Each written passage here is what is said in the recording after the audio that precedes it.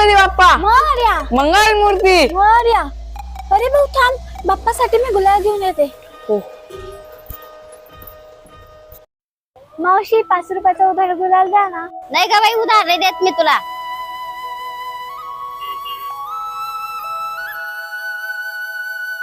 दीदी गुलाल कुठे? त्यांनी उधार गुलाल नाही दिला. जर आपले आई वडील राहिले असते तर आपला गणपती बाप्पा खूप धुमधाम मध्ये विसर्जन केला असता. तू थांब, मी विसर्जन करून येतो. थांब, मला बाप्पाचं दर्शन करून दे. गणपती बाप्पा, तुझी खूप आठवण येईल.